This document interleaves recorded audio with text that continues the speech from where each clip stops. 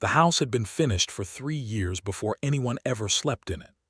Caleb Drummond stood on the front porch in the fading amber light of a Texas evening, running his calloused hand along the railing he had sanded smooth just that morning, and thought about all the years that had brought him to this exact moment. A man standing alone outside a house built for someone who did not yet know he existed. The wind came rolling in off the open plains, carrying the smell of juniper and red dust, and it rattled the wind chimes his mother had left him before she passed. He listened to them clatter and thought that if a man could measure his loneliness in sound, it would be exactly that, sweet and hollow and made of the things people leave behind.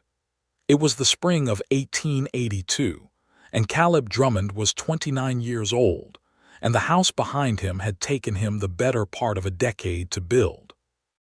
He had started it when he was 19, newly arrived in the hill country of Texas with nothing but a mule, a carpenter's toolbox, and a letter of deed to 40 acres of scrubland left to him by an uncle he had met only twice. The land was rough and beautiful in the way that wild things are, all cedar and limestone outcropping, ribboned through with a creek that ran cold even in summer. The deed had called it a burden, and most men would have sold it cheap and moved along. But Caleb had walked the property on that first morning in October of 1872, stood in the center of it with the sun rising over the hills, and felt something settle into his chest that he did not have words for yet. He had decided then that he would build a home, not a cabin, not a bunkhouse, not a shack, a home. The kind with a covered porch and 2 fireplaces and a kitchen wide enough for a woman to move around in freely. The kind with a bedroom that caught the morning light and windows that looked east toward the creek. He did not know who it was for. He was 19 and poor and had no prospects beyond the land itself, and he could not have explained to anyone why he felt so certain that the house would one day need to be ready for someone specific. He just knew it the way a man sometimes knows things, deep in the marrow, without reason or evidence, with the quiet stubbornness of a faith that doesn't require proof. He worked the land in the days and built the house on evenings and weekends. He took paying work wherever he could find it, driving cattle, mending fences, hauling freight between Kerrville and San Antonio, and every dollar he saved beyond what he needed to eat went into the house. Timber from the cedar breaks on his own land, limestone quarried from the hill at the property's edge, glass panes freighted in at considerable cost from a supplier in Austin. He learned roofing from an old German immigrant who had settled the valley 15 years before him. He learned stonework from a freed man named Horace, who had built 3 of the finest chimneys in Kerr County, and who charged Caleb not in money, but in labor traded fair and square. The house grew slowly, the way everything worth having grows, with setbacks and reconsiderations and nights when a man looked at the progress and wondered if he was a fool. There was a drought in 1874 that killed his kitchen garden and forced him to take a full season of contract work far from the property. A storm in 1876 took the roof off the partially built structure, and he had to start the framing over from scratch, working alone in the cold November wind with his jaw set and his hands raw. A rattlesnake bit him in the summer of 1877, and he lay in the spare room of his nearest neighbor's house, a widower named Garrett with 7 acres and too many opinions, for 2 weeks, while his legs swelled and Garrett's hound dog lay at the foot of his bed and watched him with worried brown eyes. But he recovered, and he came back, and he kept building. By 1879, the main structure was done. By 1880, the porch was up, and the fireplace in the parlor was drawing clean. By 1881, the kitchen was fully fitted with a cast iron stove and shelves built from the same cedar he had milled on the property. He planted a kitchen garden that finally took. He dug a proper well. He built a small barn for the 2 horses and the milk cow he had gradually acquired. He fenced the near pasture with tight cedar posts and wire strung by his own hand. And then, in the spring of 1882, he stood on the porch and looked at what 10 years of work had made, and the house was so clearly waiting for someone that the emptiness of it was almost a physical ache. His neighbor Garrett, who had gotten considerably more tolerable over the years mostly because Caleb had learned how to tune out his opinions, came by one evening in April and sat on the porch steps and looked at the house and said, "You know, Drummond, a house like this needs a family in it." "I'm aware," Caleb said. "There's a woman over in Fredericksburg who's been twice widowed. Sensible woman, good cook. She's got a piece of farmland she's trying to keep." "I appreciate the thought, Garrett. You're not interested." "I'm not interested." Garrett was quiet for a moment. His hound dog, a different one now, the first having died peacefully the winter before, wandered over and sat beside Caleb's boot. Caleb scratched the dog's ear. "You're waiting for someone specific," Garrett said. It wasn't a question. Caleb looked out at the light dying over the cedar hills and said, "I don't know if I'd call it that exactly." "What would you call it?" Caleb thought about it for a long time. The wind chimes rattled. "Patience," he finally said. Garrett made a sound that might have been respect or might have been pity, and he left, and Caleb sat alone until the stars came out, more stars than any eastern city could imagine, so thick and bright that they seemed close enough to reach, and he thought about patience and what it costs a man and whether it is ever repaid. It was going to be repaid sooner than he knew. The stage from San Antonio to Kerrville ran twice a week in those days. A rattling wooden coach pulled by 4 horses over limestone roads that were generous to call roads. Ellie Grace Harmon had been on it for 11 hours when the front left wheel hit a rock the size of a Bible and came off its axle with a crack like a rifle shot. And the coach tilted hard to the left, and everyone inside grabbed for something, and the horses screamed, and the driver cursed with the creative fury of a man who had been driving stages for 30 years and still hadn't made peace with the roads. Nobody was hurt, which was something close to miraculous. Ellie climbed out of the tilted coach and stood in the road with her traveling bag in one hand and her hat in the other, and looked around at the empty hill country stretching in every direction and thought, Of course this is how it happens. She was 23 years old and she had been traveling for 6 days, and she was tired in a way that went past the body and into the soul. She had left Richmond, Virginia, 3 weeks ago after her father died of a fever, and left behind nothing but debts that she had no way to pay and a small house she had been forced to sell to settle them. Her mother had been gone for years. Her one remaining relative, an aunt in Virginia who had made her opinions of Ellie's situation abundantly clear, had offered sympathy but not shelter. What Ellie had was a letter. She had found it in the bottom of her father's trunk, tucked inside a book of surveying maps. It was dated 1871, written in a hand she didn't recognize, addressed to her father from a man named Thomas Drummond, who had apparently been a business partner of her father's in some land venture years before Ellie was old enough to understand such things. The letter mentioned 40 acres in the Texas Hill Country deeded to Thomas Drummond's nephew, a young man just setting out. It mentioned that the land was good land, with water and cedar, and the kind of soil a patient man could work. And in the postscript, in handwriting slightly different from the rest of the letter, as if added later and more carefully, it said, "If you ever find yourself in need of a fair start, the hill country is forgiving to those willing to work it, and there is always room in this country for a woman of good sense and grit." Ellie did not know if that postscript had been meant for her father or for no one in particular. She did not know what had happened between the two men after that letter. She knew only that she had read it 3 times in her father's quiet study the night before his funeral, and something about it had stayed with her, not the particulars, but the feeling of it. Room in this country. Fair start. She had sold what she could, packed what remained, and gotten on a train heading west. She had a vague notion of Kerrville. She had a name, Drummond, and the knowledge that the land was near the creek in the hill country. She had enough money to last her perhaps 2 months if she was careful, and she had no plan beyond arriving and asking and seeing what happened next. It was the least rational decision she had ever made, and she was absolutely terrified of it, and she had never felt more certain of anything in her life.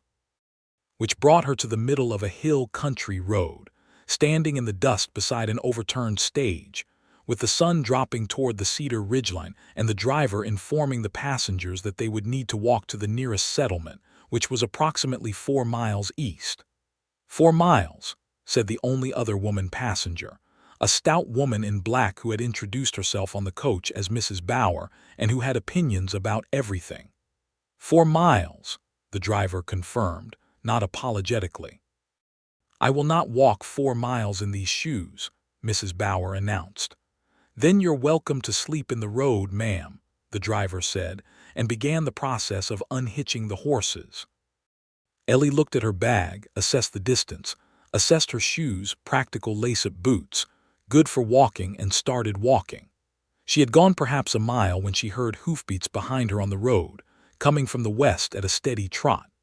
She stepped to the side and watched a rider come around the bend on a dark bay horse, a tall man in a brown coat and a hat with a wide brim, and he pulled up when he saw her standing alone in the road with a traveling bag and an expression of determined calm. He looked at her for a moment, she looked at him. He had brown hair that needed cutting, and a jaw that was straight and square in the fading light, and eyes that she would later describe as the particular shade of gray-green that water takes on when it runs over limestone, not dramatic, not dark, just steady and clear. He was not a beautiful man in the way that paintings have beautiful men. He was a working man, and it showed in his hands and his posture and the practical cut of his coat, and somehow that was better. "You all right?" he asked. "The stage lost a wheel," she said. "I'm walking to Careville." He looked back the way she had come, taking in the information. "That's about 3 miles yet," he said. "I'm going that direction." "You're welcome to ride." She hesitated for exactly the amount of time it takes a sensible woman to weigh the risks of riding with a stranger against the reality of 3 miles on a limestone road after a very long day. "I'd appreciate that," she said. He swung down from the horse with an ease that spoke of a man who had been doing it since before he could remember, and he took her bag and tied it to the back of the saddle, and he helped her up, and then he climbed up behind her, and the horse moved forward, and Ellie Harmon held the saddle horn and tried not to be too aware of how close he was behind her and mostly failed. "Caleb Drummond," he said, near enough that she felt the words more than heard them. She went very still. "I'm sorry," she said. "My name, Caleb Drummond." She turned her head slightly, not enough to see him, just enough to let the name settle into the air properly. "Drummond," she said. "That's right." She was quiet for a moment. The horse's hooves were steady on the road, and the first stars were beginning to appear in the eastern sky, and the cedar was dark and fragrant on either side, and everything about the moment felt suspended, like the held breath before something important. "I'm Ellie Harmon," she said. "I was actually coming to Careville looking for there's a family by the name of Drummond that my father knew." He was quiet behind her for a beat. "My uncle's name was Thomas Drummond," he said. "He passed in '73. "I know," she said. "He and my father corresponded. I found a letter." Another beat of quiet. "What kind of letter?" he said, and his voice was careful now, the way a man's voice gets when something unexpected arrives and he needs a moment to determine what it means. "A letter about land," she said. "About the hill country, about there being room for someone who needed a fair start." She heard him breathe in slowly behind her. The horse walked on. The stars multiplied. "Who needed a fair start," he said, repeating her words. "My father passed in March," she said. "There was nothing left. I had the letter and I had some money and she stopped herself because it sounded even more improbable said aloud than it had seemed in her father's study. "I'm not entirely sure what I'm doing here if I'm honest with you. I just felt like I needed to come." He was quiet for a long time after that. The lights of Careville appeared in the distance, small and warm. "That was my uncle's handwriting in the postscript," he said finally. "He used to say that the hill country was the most honest piece of ground in Texas. He said you couldn't fool it. Either you belonged there or you didn't, and the land would tell you which." "What does it say about me?" she asked. "You've been here about an hour," he said, and she could hear the careful beginnings of a smile in it. "Ask me again in the morning." They reached Careville as the town was settling into its evening rhythms, the general store closing up and the saloon warming up and the smell of wood smoke and supper coming from every direction. He brought the horse to a stop in front of the hotel, a modest two-story building with a painted sign that the paint was actively peeling off, and helped her down from the saddle and handed her her bag. She stood on the boardwalk and looked up at him, and in the lamplight from the hotel window he looked steadier somehow than he had on the road, more defined, like a man exactly where he was supposed to be. "Thank you," she said, "for the ride." "Of course," he said. He held his hat in his hand, a gesture so old-fashioned and genuine that it made her chest do something involuntary. "Will you be in town long?" "I don't know yet," she said honestly. "I need to think about what comes next." "If you need information about the area," he said, "or about land or about anything, come by the general store in the morning. Harlan Webb runs it. He's known most everyone in the county for 30 years. He can point you in the right direction." She thanked him again. He put his hat on. He swung back up onto the horse and rode toward the end of the street, and she watched him go and then went inside and sat on the edge of the narrow hotel bed and held her traveling bag in her lap and thought about a man named Drummond who had looked at her with gray-green eyes and not said one single word that was untrue. Harlan Webb had indeed known everyone in Kerr County for 30 years. He was 60, short, and shaped roughly like a barrel, and he had the gift of making everyone who walked into his store feel as though they were the most interesting person he had encountered all week. He greeted Ellie the next morning with coffee and immediate helpfulness, and within 10 minutes he had given her the following information: that Caleb Drummond's property was about 6 miles south and west of town, that it was the finest kept piece of privately held land in the county, that Caleb had built the house on it himself over the course of a very long time, and that Caleb was the kind of man who did not say things he didn't mean and didn't do things he hadn't thought through, which in Harlan's estimation made him unusual and valuable. "He mentioned me," Ellie said. "He stopped in this morning," Harlan said, "before you came in. Said there might be a young woman asking about land and that I should be helpful. He gave her a look that contained multitudes. I told him I'm helpful to everyone. He said he knew that, but to be particularly helpful to this one." Ellie looked at the coffee in her hand and felt something warm move through her that had nothing to do with the coffee. "I found a letter," she said, and told Harlan the story. He listened with the attentiveness of a man who understood that stories were the most important currency there was. When she finished, he was quiet for a moment. "Thomas Drummond wrote that postscript," he said. "So Caleb told me. Thomas was a good man. He worried about that boy. Leaving him land but no people." Harlan set his own coffee down. "That boy built every inch of that house by himself. People around here thought he was eccentric. I always thought he was just certain. Some men are certain about things they can't explain. It's a kind of faith." "What was he certain about?" she asked. Harlan looked at her steadily. "That the house was going to need to be ready," he said. She thought about that all the way back to the hotel. She thought about it while she ate the breakfast the hotel proprietress brought her, and while she sat at the small desk in her room and tried to write down what she knew and what she needed to decide. She had money enough for 2 months. She had skills. She could cook, she could sew, she could keep accounts, and she had helped her father run his surveying business for 5 years before the debts overwhelmed it, so she understood land records and measurements and legal descriptions. She was not helpless, but she was alone in a town she had never been to before, in a state she had barely seen, in a world utterly different from the one she had grown up in. She walked out of the hotel in the afternoon and stood on the main street of Careville and looked at the limestone buildings and the hitching posts and the wide blue sky and the cedar hills rolling away in every direction, and she thought, "I could belong here." The thought arrived fully formed and without apology, and it surprised her enough that she actually said it aloud quietly to no one but the open air. "You talking to yourself?"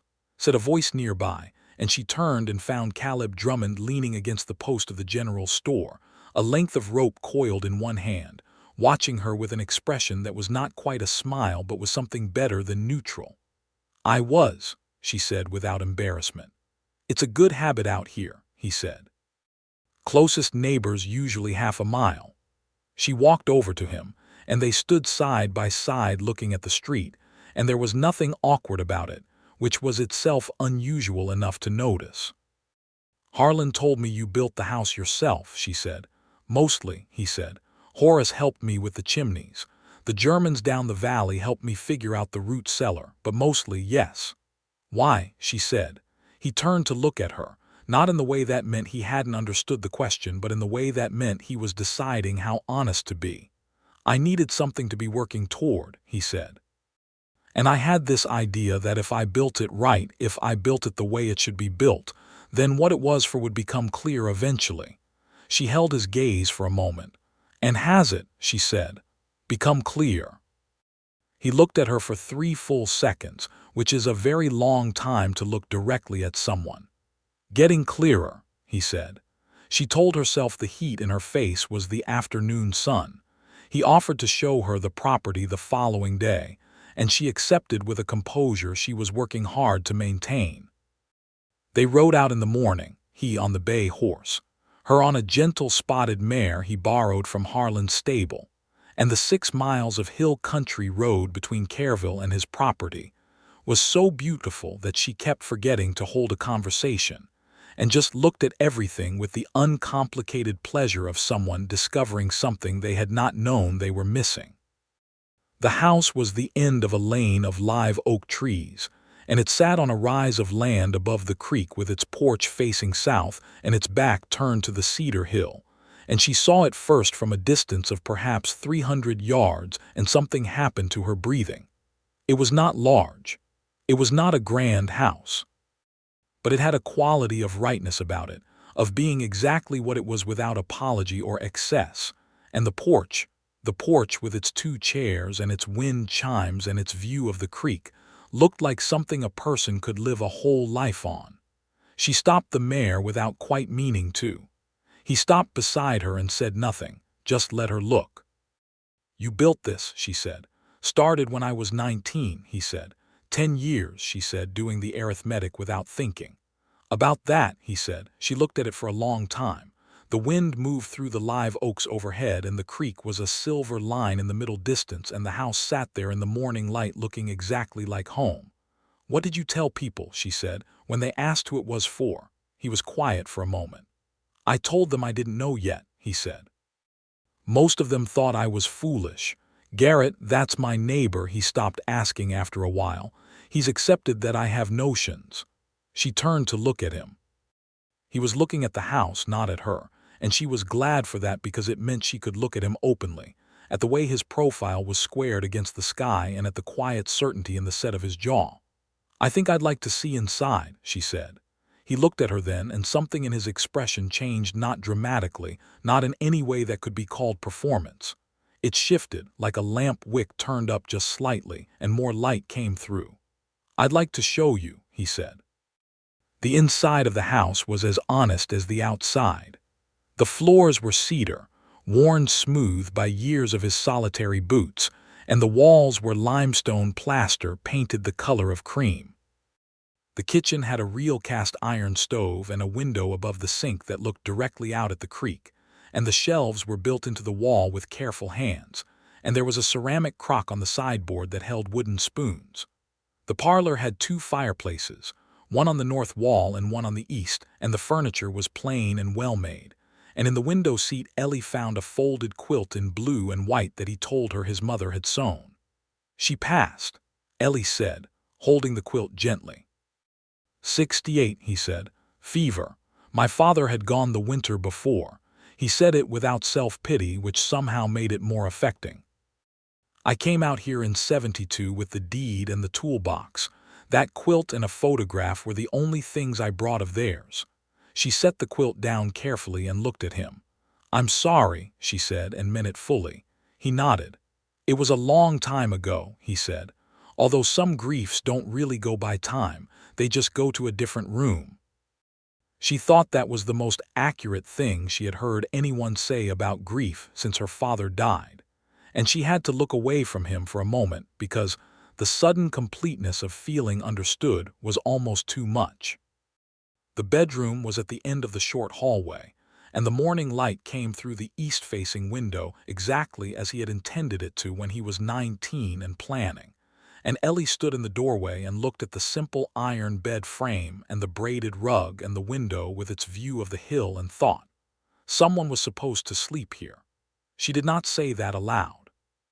She turned and went back to the kitchen and asked if she could make coffee, and he said yes, and she opened the tin on the shelf without having to ask where it was, as though she had found it by instinct. They drank coffee at the kitchen table and talked for 2 hours. He told her about the drought and the storm and the snakebite and the German neighbor who had taught him roofing. She told him about her father's business and the letter, and the decision to come west, and how it had felt reckless and necessary in equal measure. He told her about Horace and the chimneys, and how Horace had died 2 years ago, and left behind a wife and 4 children who were still in the county and doing well. She told him about Richmond, and what it had been like to sell the house and what you carry and what you leave, and how sometimes you don't know which is which until much later. They talked like people who had been waiting a long time to talk to someone who would actually listen. When she finally looked at the angle of the light through the kitchen window and realized how much of the day had passed, she set her cup down and said, "I should get back to town before dark." "I'll ride with you," he said immediately, and then, as if that had come out more urgent than he intended, added more carefully, "The road's rough in places. Better with company." "I know," she said, and she was absolutely certain they were not just talking about the road. She stayed in Careville for a week, then another. She found work keeping accounts for Harlan Webb, who paid her fairly and gave her the back corner of the store to work in and never made her feel as though she was there on sufferance. She found a room to rent from Mrs. Adler, a German widow of 60 who kept a spotless house and charged reasonable rates and asked no unnecessary questions. She began learning the names and faces of the town, fitting herself into its patterns the way water fits itself to a riverbed, not forcing, just following the natural shape. Caleb came to town twice a week for supplies and stayed longer than he strictly needed to. He found reasons to stop by the store. He found reasons to be helpful, a horse that needed reshoeing, a broken hinge on Mrs. Adler's gate that he noticed and fixed without being asked, a piece of fence on the edge of town that had fallen, and that he put back up on a Tuesday afternoon while Ellie watched from the store window and Harlan made no pretense of not noticing that she was watching. "He's a reliable man," Harlan said. "I can see that," Ellie said, not moving from the window. "He's been alone a long time," Harlan said. "I know," she said. "So have you," Harlan said. "In the important ways, I mean. Not in years, but in having someone who actually sees you." She turned from the window and looked at Harlan, who was putting tins on a shelf with studied innocence. "You're a very perceptive man for someone who runs a dry goods store," she said. "I run a dry goods store," he said. "I see everything that passes through a town." Caleb asked her to dinner on a Thursday evening in May, 2 weeks after she had arrived. He said it plainly, the way he said most things, standing at the counter of the store with his hat in his hand and addressing her directly. "There's a decent restaurant by the hotel. Would you have dinner with me this evening, Miss Harmon?" She had known it was coming. She had been hoping it was coming. She said yes. They ate at a table by the window, and the town passed outside in the blue dusk, and they talked easily and laughed more than she had expected and disagreed, at one point, about whether the cattle drives were more trouble to the land than they were worth. She thought they were. He was more measured about it. And the disagreement was so comfortable, so entirely free of the brittle feeling that disagreements can sometimes have, that it made her like him more rather than less. After dinner, he walked her back to Mrs. Adler's and stood at the gate and said, "I'd like to do this again." "I'd like that too," she said. "Next week." "Next week," she agreed. He put his hat on and walked away down the street, and she went inside and sat in the parlor, and Mrs. Adler came in with a piece of pie and said, "He's a good man, that Drummond boy. with the authority of someone who had been watching the county for 30 years and knew how to grade its inhabitants, and Ellie accepted the pie and said, "Yes, I think he is," and felt it settle into her like something that had been waiting to be named. The weeks became a month, and the month opened into a long, warm summer. She went to the property twice more with him, each time staying longer, each time feeling more at home. He showed her the creek and the way it ran in July, clear and cold over the flat stones, and they sat on the bank and she took off her shoes, which shocked her slightly in her own self, because she was not a woman who normally took off her shoes in front of men. She had known for 6 weeks, and dangled her feet in the water, and it was so cold it was almost painful and absolutely perfect. He told her about Horace on that trip, the full version, how Horace had come to the county in 1868 as a free man after spending 21 years enslaved in East Texas, how he had built his skill in ironwork and stonework during those years, because knowledge was the one thing that couldn't be fully taken, how he had arrived in Kerr County with his wife Clara and nothing else, and had built a life and a reputation with his hands and his character, and how his death in 1880 had been mourned by everyone who knew him.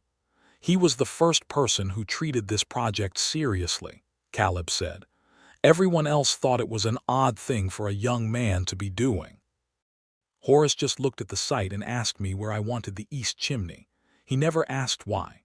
Because he understood about building towards something, Ellie said. Yes, Caleb said. Exactly that. She looked at him sitting beside her on the bank with his boots off and his feet in the cold water and the summer light falling through the live oaks, and thought, I came 1,000 miles because of a letter in the bottom of a trunk, and I ended up here, and I am not sure anymore that it was improbable. It feels from this angle like the most logical thing I have ever done. He did not kiss her that day. He was deliberate about everything, and she understood that about him now, that his pace was not slowness but precision, the same precision that had built a house properly rather than quickly, and she found she trusted it. He kissed her in September, on the porch of the house, in the early evening after they had spent the afternoon patching a section of fence on the south pasture together, and were sitting with coffee in the 2 porch chairs, while the light went gold and the wind chimes made their soft sound. He turned to say something and stopped, and she turned at the same moment, and they were close, and he said, Ellie, very quietly, just her name, nothing else, and then he kissed her. It was not a dramatic kiss. It was unhurried and certain, and it tasted of coffee and September and a decade of patience finally arriving at its destination. And when it ended, he stayed close, his forehead nearly touching hers, and she could feel him breathing. I've been thinking about doing that since the first night, he said. I know, she said. You knew. I could tell, she said. You're very readable when you're trying not to be. He laughed, and the laugh was surprised and real, and she felt it in her chest like the first day of spring. The house, she said after a moment. What about it, he said. She looked at the door at the house behind them, at the 10 years of work and certainty and faith that had built it. You built this for someone, she said. He looked at her steadily. Yes, he said. Did you know it was me? He was quiet for a moment, thinking about how to answer honestly. I didn't know your name, he said. I didn't know your face.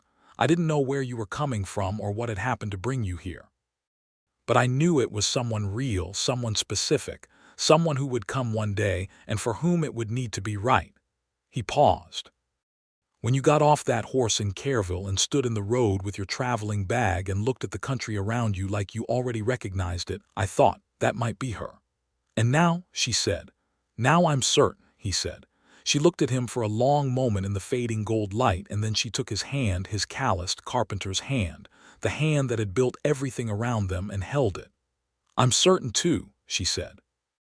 They were engaged before the leaves turned, which in the hill country happened slowly, and is less a dramatic display than a gradual deepening of color among the cedar and the stands of oak, a subtle change that you notice one morning and wonder how long it had been happening before you paid attention.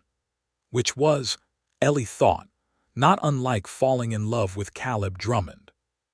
He proposed on the porch. He seemed to think important things should happen on the porch, and she was beginning to agree. On a clear October morning, with the air beginning to carry its first real edge of cold. He had made coffee and they were standing rather than sitting because the morning had a quality of aliveness to it that seemed to require standing, and he said without preamble, "I would like very much to marry you, Ellie Harmon, if you're willing." She said, "I'm willing," without hesitation. He looked at her like she had given him something he had been waiting for longer than he knew. "I don't have a ring yet," he said. "I'll get one." "Get it when you can," she said. "I'm not in a hurry for the ring."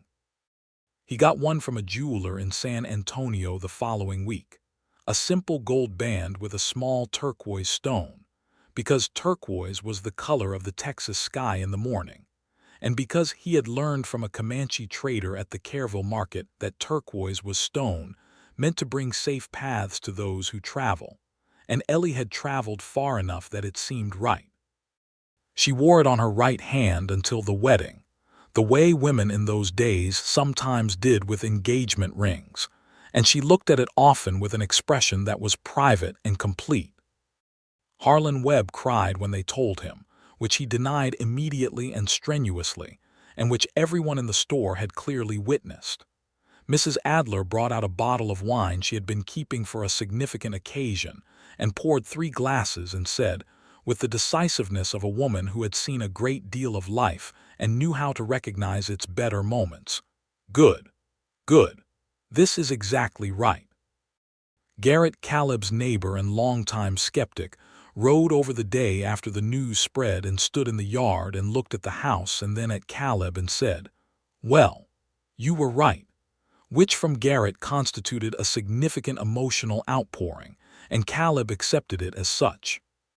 They married in December of 1882 in the small stone church in Kerrville that a German congregation had built in 1869. The ceremony was performed by a minister named Reverend Schreiner, who was 63 and had married half the county and buried the other half, and had strong feelings about the importance of spoken vows being spoken clearly and meant fully. Ellie wore a dress she had made herself from blue wool with cream-colored trim at the collar and cuffs, and she carried cedar sprigs and wild sage because the cedar from the property seemed right, and the sage was growing along the creek, and she had cut it herself that morning. Caleb stood at the front of the church in the best coat he owned and watched her walk toward him down the aisle. There were perhaps 30 people in the church, neighbors and townspeople and Harlan Webb and Mrs. Adler and Clara, Horace's widow, whom Ellie had met in October and who had come because Clara understood what it meant to build a life from nothing and to find someone worth building it with. And his expression as she approached was the kind of expression that defies description, but that every person who witnessed it remembered for a long time afterward. It was not joy exactly, though joy was part of it. It was more like a man who had been walking a very long road in good faith, trusting the direction even when he couldn't see the destination, and who had just reached the crest of the hill and seen everything laid out before him exactly as it should be. They said their vows plainly and clearly, as Reverend Schreiner required. When it was done, Caleb kissed her in front of 30 people, and Harlan Webb made a sound that he later described as a cough. They went home to the house on the hill above the creek, and the wind chimes rang in the cold December air, and Ellie Drummond. She had taken his name without hesitation, feeling no loss in it but only addition, walked through the door of the house that a 19-year-old boy had begun building 10 years ago for someone he didn't know yet. And she walked through every room and touched the door frames and the plaster walls and the cedar shelves and the cast iron stove. And she felt the house receive her, the way a person feels received when they arrive somewhere that has been expecting them. That winter was cold, genuinely cold for that part of Texas, with several hard freezes and one light snowfall that Ellie stood on the porch and watched in a state of pure delight, because snow in the hill country was rare enough to feel like something meant specifically for you. She learned the property's rhythms, the way the creek rose after rain, the way the morning light moved through the east bedroom window over the course of the season, the way the cedar breaks blocked the north wind, so that the south side of the house stayed warmer than you expected. She kept accounts for Harlan by mail during the winter months and rode to town when the weather allowed. She planted herbs along the south wall of the house in early February, working the rocky soil with a pick and filling in with Black Creek bottom dirt she and Caleb hauled up by the bucketful. And the rosemary and sage and thyme took hold with the stubbornness of things that belong somewhere. She and Caleb discovered each other with the unhurried thoroughness of two people who have waited long enough that they are in no rush to reach the end of the discovery. She learned that he was quiet in the mornings and needed coffee before conversation, and she gave it to him, not as a concession, but because she was a morning person herself, and there was something she enjoyed about moving quietly through the kitchen in the early light while he sat at the table and came slowly to consciousness, like a man emerging from a good dream. He learned that she had a temper that was slow to arrive but considerable when it did, and he learned to take it seriously rather than around it, which was the right response. She learned that he carried his griefs quietly and sometimes needed her to ask directly rather than wait for him to volunteer. He learned that she needed to be listened to completely, not just waited out, and he was by nature a complete listener, which was one of the many ways in which they suited each other. They disagreed about the cattle. She wanted to diversify into chickens and a small dairy operation. He thought they should stick to the beef cattle they had started with and expand that herd. They argued about it for 3 weeks with the productive stubbornness of two smart people, and in the end they compromised. A small dairy operation and the cattle both, and she turned out to be right about the dairy, which brought in a steadier income than the cattle market, and he acknowledged this with the gracious directness of a man who was secure enough to be wrong sometimes. Spring came in earnest in March, and the bluebonnets bloomed across the pasture acres of them, the particular blue that belongs to Texas in the way that certain colors belong to certain places, and Ellie walked through them on a morning in late March and turned to call back to Caleb, who was at the fence line, and her voice rang out over the flowers and the hills, and he looked up, and the picture of her standing there in the bluebonnets was something he carried in his chest from that moment on. By summer she was pregnant.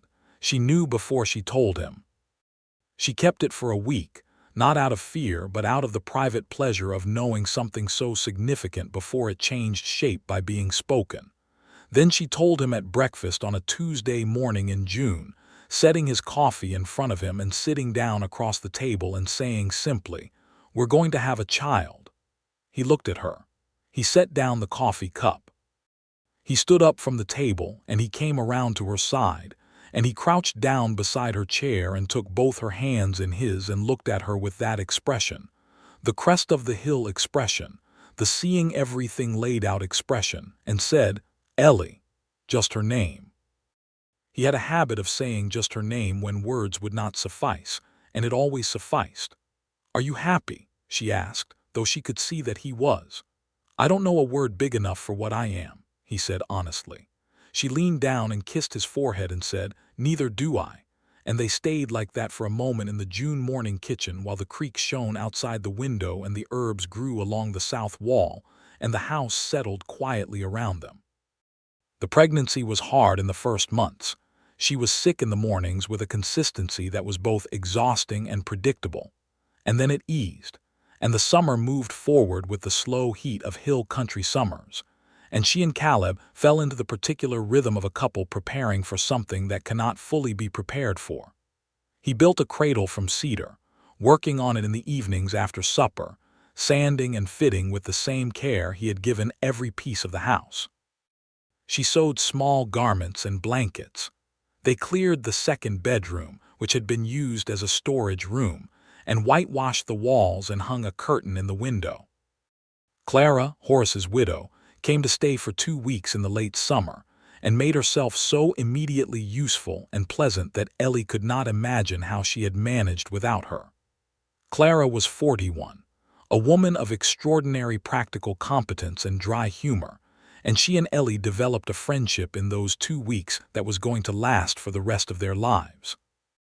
Clara looked at the cradle Caleb had made and ran her hand along the joint work and said, "Horace would have liked him," which was the highest thing she was capable of saying about anyone. The baby came in February of 1884 in the middle of a cold night, delivered by the midwife from Kerrville who arrived just in time and who had delivered several hundred babies in her career, and who informed Ellie partway through that she was doing fine and to stop apologizing for the noise. It was a boy. Caleb was in the kitchen, where the midwife had put him firmly so that he would not be underfoot, and when the midwife opened the door and said, "Mr. Drummond, you have a son," he was across the kitchen and in the doorway in 2 strides, and then he stopped, because there was Ellie propped up in the iron bed with the morning lamplight on her face and his mother's quilt around her and their son in her arms, and whatever he had been planning to do or say dissolved entirely. He went to her and sat on the edge of the bed and looked at the baby, impossibly small, impossibly complete, with dark hair like Caleb's and a look of tremendous personal dignity for someone roughly 12 minutes old, and Ellie watched Caleb's face and saw something she had not seen before, something too large and fundamental for ordinary expression. "Thomas," she said, "if you want for your uncle." He looked at her. His eyes were bright. He did not say anything for a moment, and then he said, "Yes, Thomas," and he said it like a man honoring a debt he is glad to have. Thomas Drummond was a loud and opinionated infant who had a passionate relationship with the world from his first day in it. He grew into a round, curious toddler who treated the property as a personal kingdom, and the creek as his personal obsession, and his parents as his primary sources of entertainment and information. He said his first word, which was, improbably, creek, at 11 months, and his first complete sentence at 18 months, and by his second birthday he was carrying on conversations of genuine complexity about the relative merits of various animals he had encountered, and the location of specific rocks he had identified as significant. Caleb watched his son with the particular wonder of a man who had spent years building for the future and was now living inside it. Life on the property in those years was full and demanding and beautiful in the way that things are beautiful when they are both hard and worth it. The cattle herd grew. The dairy operation grew. Ellie expanded the kitchen garden to a full acre and began selling preserves and dried herbs through Harlan's store. Caleb took on some carpentry contracts in the county barns, fences, a storefront in Kerrville, and his reputation as a builder spread quietly among the people who valued quality and patience, which was not everyone but was enough. They had difficulties. A summer drought in 1885 hit the cattle hard and cost them 24 head and a season of hay. An outbreak of fever moved through the county that fall, and Thomas got sick, and there were several nights when Ellie sat up with him, and the fear was a cold and physical thing. And then he recovered and came back to himself with the resilience of small children, who do not know they are supposed to be frightened of what they have survived. There were money worries and fence disputes with a new neighbor to the north who had bought the land the previous owner had run poorly, and the dispute was eventually settled in Caleb's favor at the county seat, but it took 8 months and a great deal of irritation. Through all of it, they talked. This was the thing Ellie noticed most over the years, that they talked about everything, not because they had been instructed to or because it was a policy, but because they were fundamentally interested in each other still, the way they had been on that first evening on the road from the broken stage.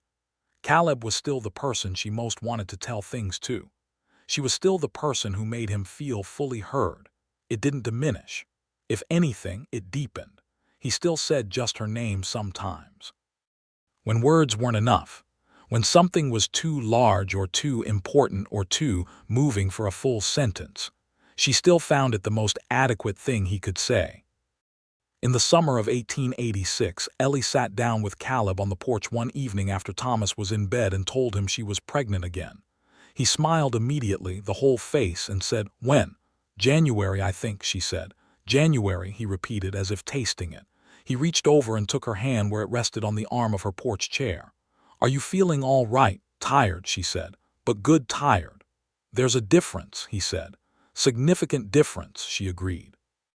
The second baby was also born in January, but actually January this time, the 17th, in a snowstorm that was genuinely unusual for the hill country, and that gave the whole event a quality of drama that Ellie had not asked for. The midwife made it with an hour to spare, arriving at the door with snow on her coat and the matter-of-fact efficiency of a woman who had learned not to be deterred by weather. It was a girl. They named her Anna, which had been Caleb's mother's name, and she was born with a look of mild curiosity and a quality of watchfulness that she retained as she grew. Where Thomas was loud and immediate, Anna was observant and careful, the kind of child who watched a thing from a distance before committing to an opinion, which Ellie recognized with amusement because it was entirely her own way in the world when she was young. Thomas, who was nearly 3 at his sister's arrival, had been thoroughly briefed on the subject and greeted Anna with a solemnity appropriate to a major diplomatic occasion. He stood at the edge of the bed and looked at her for a long moment, and then informed her that the creek was not to be visited alone, and that he would teach her everything important when she was bigger. Anna, in her first days of life, did not visibly respond to this, but Thomas seemed satisfied. The house that had been built for someone now held 4 of them, 5 if you counted Garrett's new hound, who had formed an alliance with Thomas and could frequently be found in the kitchen uninvited. It was full in all the ways a house ought to be full. Ellie thought about this on an evening in the spring of 1887, when Thomas was 3 and Anna was barely a year old, and Caleb was in the barn doing something with a harness, and she was sitting on the porch in the late light listening to the creek and the wind chimes and the distant sound of Thomas singing an improvised song to the dog about horses. She thought about the letter in the bottom of the trunk and the stage with the broken wheel and the man on the bay horse who had said his name was Drummond, and she thought about what it means to arrive somewhere. Not to pass through, not to stay temporarily, to arrive. To be somewhere that receives you and continues to receive you, that asks of you exactly what you are able to give and gives back exactly what you need, that is structured around the particular shape of who you are without having known who you were when it was built. She thought about the word that Caleb had said on the road that first night. Patience. What he had been patient for was this. For the lamplit kitchen and the cedar-shelved parlor and the boy in the barn with his father and the girl asleep in the room with the morning light. For the bluebonnets in the pasture and the cold creek and the way the wind moved through the live oaks. For the particular life that can only be built by someone who is willing to build without knowing exactly what they are building toward, and to trust that the direction is right. She heard his boots on the porch steps before she saw him, and then he was there, coming around the corner of the porch, and he stopped when he saw her sitting and looking at the evening sky with that expression she got when she was thinking deeply about something. "What are you doing?" he said, sitting down in the chair beside her. "Thinking about arriving," she said. He looked at her. "Arriving where?" "Here," she said. "I keep thinking about arriving here, how it felt, how it still feels." "How does it feel?" he said. She thought about it for a moment, wanting to say it right. "Like I knew this place before I came to it," she said. "Not in memory, in something older than memory, like something in me recognized it." He looked at her with those steady gray-green eyes, the eyes that had looked at her on the road outside Careville with a careful assessment that was not unfriendly, and he said, "I thought the land would do that. If the right person came to it. Is that why you built it the way you did?" she said. "So it would know who it belonged to?" "Partly," he said. "Partly I just built it well because that was the right thing to do, but yes, I thought if it was built right it would do its own work." She looked at the evening sky, which was going through its slow performance of colors, orange deepening toward red above the cedar ridge. "It did," she said. He reached over and took her hand, and they sat together on the porch while the light changed. And from the barn came the sound of Thomas singing and the dog replying, and from inside the house, the occasional small sound of Anna in her sleep, and the wind chimes made their familiar voice in the evening air. The years moved forward with the assured pace of years that are well lived. Thomas grew into a boy of startling energy and enthusiasm for everything he encountered, particularly animals and building things. He had his father's hands and his mother's capacity for argument and his own entirely original stubbornness, which combined these traits into something that was regularly exhausting and never dull. By the time he was 7, he was helping Caleb with the lighter carpentry work, learning to set a nail and plane a board with the focused seriousness of a child who has found something he is meant to do. Anna grew into a child who knew her own mind with a thoroughness that made negotiating with her an exercise in precise language, because she would catch any imprecision and use it. She loved the garden with a passion that rivaled Ellie's own, and she spent hours among the herbs and vegetables with a tin bucket and a very serious expression, conducting what she considered to be important botanical research, and what was actually a great deal of mud. Ellie had been writing letters to Clara regularly since those weeks in the late summer of 1883, and the letters had become one of the fixtures of her life, a regular accounting of everything: the children, the land, the dairy, the ongoing saga of the cattle market, the weather, the particular quality of light in certain seasons, the thoughts that didn't fit in conversation but needed saying somewhere.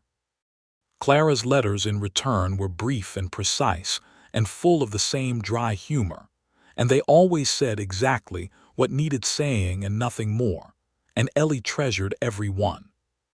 Clara remarried in 1888 to a carpenter from Careville named Solomon, who was quiet and broad-shouldered, and who looked at Clara with the same unhurried certainty with which Caleb had once looked at Ellie on a porch in September, and Ellie danced at the wedding with a happiness that was entirely for someone else, which is one of the purest forms of happiness. Harlan Webb retired in 1889, handing the store to his nephew, a young man named James who had Harlan's gift for listening and his mother's head for accounts. Harlan's retirement consisted of visiting the store every single day and offering his opinions on how James was doing things, which James bore with the patience of a man who was genuinely fond of his uncle and understood that retirement is an aspiration for some people rather than an achievement. Harlan came to the property for Sunday dinners regularly in his retirement, and those dinners, Ellie's cooking was by this point remarkable, a combination of what she had learned from her mother and from Mrs. Adler and from Clara, and from 8 years of cooking for a family that ate with real appetite, became a fixture of the calendar that expanded naturally to include other neighbors and friends, so that the long kitchen table was rarely empty of guests on Sundays. Garrett came. Clara and Solomon came. A schoolteacher named Miss Prentice who had arrived in Careville in 1887 and who had become Thomas's particular favorite person besides his parents came. A family of settlers, the Kleins, who had arrived from Germany in 1886 and bought the land to the south, and who had 6 children ranging in age from 12 to 2, came. The house that had been built for someone had become, without anyone planning it, the kind of house that other people found themselves drawn to, where the fire was always going and the coffee was always on, and something was always cooking, and there was always room at the table. Thomas turned 10 in 1894, and Caleb made him a proper toolbox for his birthday cedar, fitted with iron hardware, with Thomas's initials burned into the lid, and the boy received it with a gravity that would have been funny if it hadn't been so clearly genuine. Anna turned 8 that January, and she requested for her birthday a packet of new seed. She had been reading about kitchen gardens in a magazine Miss Prentice had lent her, and had identified 6 plants she intended to introduce to the garden, and she received it and immediately began planning the spring planting with the organizational focus of a general preparing a campaign. In the autumn of 1894, Ellie told Caleb she was pregnant for the 3rd time. She was 35. He was 41. The news arrived differently than it had the first 2 times with more complexity. the pleasure of it threaded through with the awareness of things like age and the body's arithmetic. But the fundamental feeling was the same, and when she told him, he looked at her with the same certainty he always had and said, "We'll be all right." "I know," she said. "I just wanted to say it out loud." "Say it as many times as you need to," he said. The third child was born in the spring of 1895, in April, when the bluebonnets were at their height. A boy, healthy and large and immediately vocal about his arrival, who they named James, for Harlan's nephew who had done them good turns over the years and who was deeply moved by the honor. James Drummond arrived in a house that had been waiting for him in ways he would never know. He arrived into a family that had been built as carefully and patiently as the house that held it, by two people who had found each other at the exact intersection of their separate pilgrimages, and had recognized what they found and held on to it. Harlan came to see the baby, and held him with the practiced confidence of a man who had held a great many babies over 60 years, and approved of all of them on principle. He looked at the baby and at Ellie and at Caleb and at the kitchen around him and said, with the finality of a man who was arriving at a conclusion he had been working toward for a long time, "This is what it was supposed to look like. This house. This is exactly what it was supposed to look like."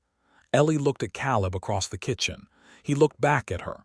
"Yes," she said, "it is."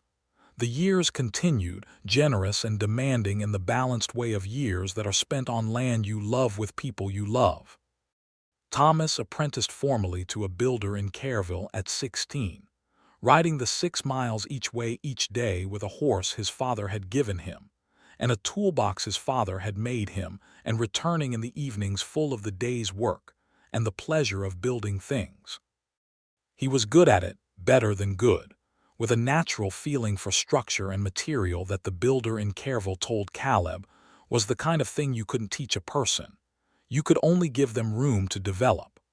Anna grew into a young woman of considerable independence and a passionate commitment to the garden, and to the education she was getting from Miss Prentice's lending library and the school in Careville, which she attended on the days she could manage the ride. She was 15 in 1901, and already keeping the property's accounts with a precision that impressed Caleb and made Ellie quietly proud in the way that mothers are proud when they see their daughters becoming themselves. James grew into a boy of exceptional good humor and a gift for animals, spending most of his time in the barn or in the pasture with the cattle, developing an understanding of the animals that was intuitive and practical at the same time, and Caleb looked at him sometimes and thought, "This is the future of the land. This one will keep it." Ellie was 42 in 1901, and she was the same woman she had been at 23 in the essential ways: honest, direct, capable of considerable passion on subjects she cared about, possessed of a temper that was slow but real, and fundamentally interested in the world around her. But she was more herself. The years had given her more room to be exactly who she was, in the way that a good marriage does, in the way that staying somewhere long enough to belong does. She had opinions about the cattle market and the county politics, and the best way to cure a ham, and the moral obligations of people who had more than others. And she expressed them with the confidence of a woman who has been listened to for long enough that she has stopped anticipating dismissal. Caleb was 48 in 1901, and his hair was gray at the temples, and his hands were more calloused than ever, and the lines at the corners of his eyes were deep from years of squinting against the Texas sun. And he was beautiful to her in the way that people become beautiful when you have loved them through enough seasons to know what they are made of. They were sitting on the porch on an evening in October of 1901, nearly 20 years since the broken stage in the road outside Careville, and the man on the bay horse with his hat in his hand. And the evening was the particular cool and clear of hill country autumn, and the wind chimes were ringing, and the cedar was dark on the hills, and from inside the house came the sound of James, now 6, arguing with the dog about something. And from somewhere in the distance, the sound of a horse that might be Thomas coming home from Careville. Ellie had a letter in her lap. It was from Clara, who wrote now from San Antonio, where she and Solomon had moved 3 years ago to be near Clara's daughter from her first marriage. The letter was full of the usual things: the city, the grandchildren, a description of a market Clara had found that reminded her of the county fair years ago, a brief and characteristically precise observation about the state of Solomon's health, which was good. At the end of the letter, Clara had written, "I think of those weeks on the property sometimes. The way it felt to be in a house that was entirely right. You don't find that often. Most people live in houses that are just houses. What you and Caleb have is different. It was built with intention. It holds that." Ellie handed the letter to Caleb without comment, and he read it and set it on his knee and looked at the evening sky. "Clara always knows what to say," he said. "She uses fewer words than anyone to say more than most," Ellie agreed. He was quiet for a moment. "Is she right?" he said. "Does it hold that, the intention?" She looked at the house behind her. At the door they had walked through 10,000 times, at the windows with their glow of lamp light, at the wind chimes that had been his mother's. She looked at the porch, their porch, the porch where he had kissed her for the first time in September of 1882, and where she had sat and understood what it meant to arrive somewhere. "Yes," she said, "I feel it every day. I felt it the first time I saw it, and I feel it every morning I wake up inside it. It holds everything." He took her hand the way he had been taking her hand for 19 years, without ceremony and without hesitation, with the ease of someone reaching for something that has always been exactly where he expected it. "I knew it would," he said. "I didn't know how or when or who, but I knew it would." She turned to look at him in the fading evening light, and she thought about a 19-year-old boy walking 40 acres of scrubland in October of 1872, and feeling something settle into his chest that he didn't have words for yet, and then building, season by season and year by year, toward a future he could feel but not name, because some things are too important to wait until you have all the information. Some things require a particular kind of faith, not the faith of dogma, but the faith of a craftsman, who works on something with care and precision and trusts that the work will find its purpose. And she thought about herself at 23, standing in the middle of a Richmond study with a letter in her hand and a future that had just dissolved around her, choosing to come west not because she had a plan, but because something in her recognized a direction. The way a needle in a compass recognizes north without knowing why north is relevant or what lies in that direction, knowing only that it is right. Two people moving toward each other across a continent, through a decade, across the particular landscape of their separate losses and their separate faiths, arriving finally on a road outside Careville in the October dusk with a traveling bag and a bay horse, and a name that linked them before they had any idea that it did. The creek ran in the evening quiet. The wind chimes sang. Inside the house, James had apparently resolved his argument with the dog, and the ensuing silence had the peaceful quality of a concluded negotiation.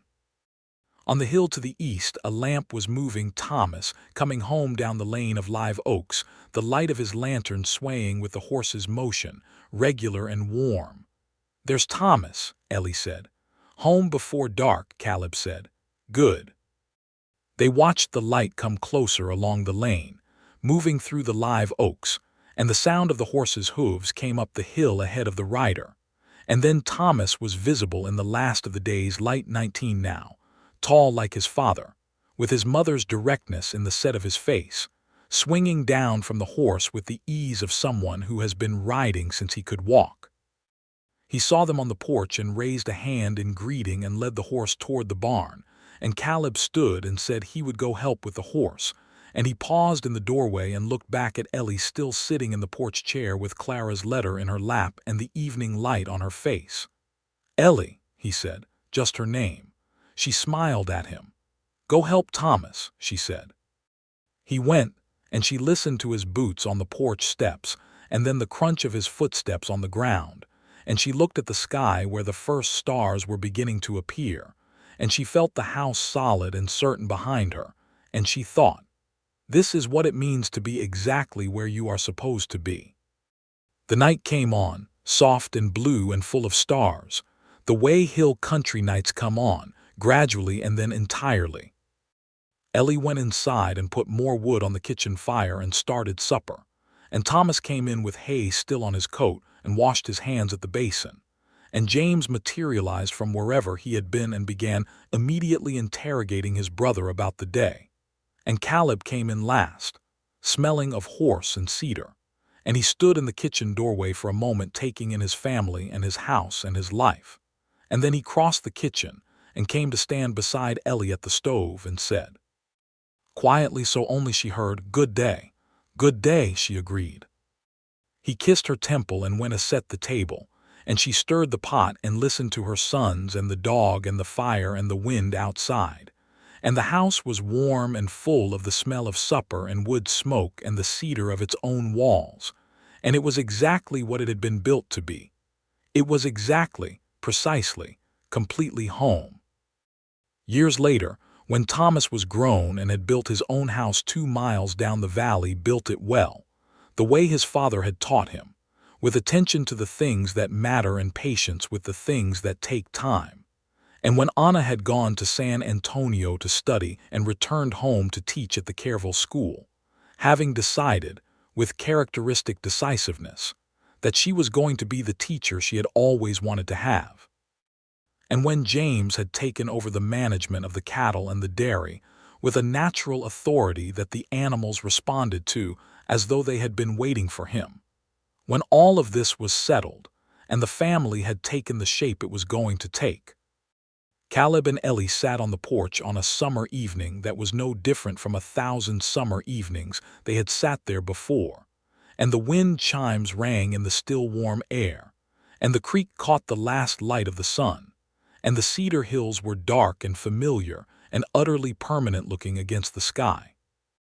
Thomas had brought his girl to Sunday dinner the previous week, a young woman from Fredericksburg named Marta, who was steady and clear-eyed, and had looked at the house with the same quiet recognition Ellie had felt the first time she saw it, which Ellie had noticed immediately and said nothing about to anyone but Caleb, who had noticed it too. "She's right for him," Ellie had said later. "Yes," Caleb had agreed. "She recognized the house." "Not everyone does," Ellie said. "No," he said. "Not everyone is supposed to." Now on the summer porch, Caleb reached into his coat pocket and took out a folded piece of paper and handed it to her without explanation. She unfolded it. It was old paper, yellowed at the edges, written in 2 different hands. She looked at it for a moment before she understood what she was looking at. It was his uncle's letter.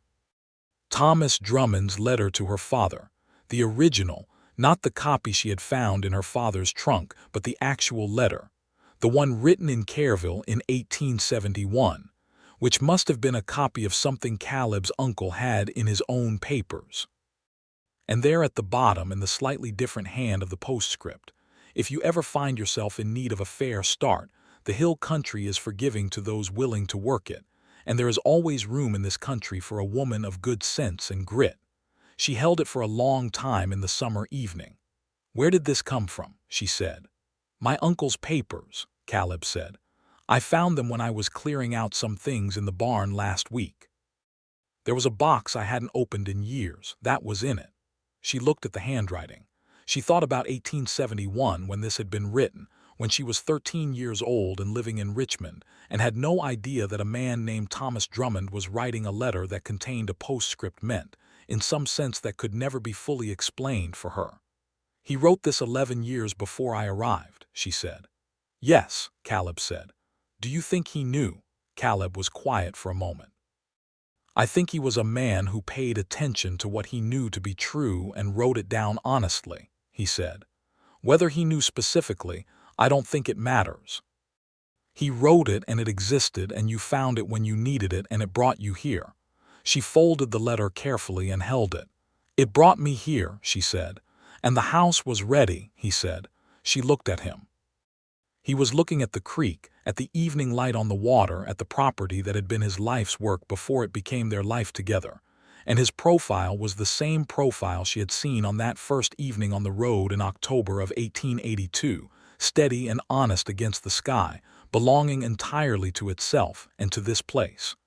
"The house was ready," she said, "because you built it." "Because I knew I was supposed to," he said.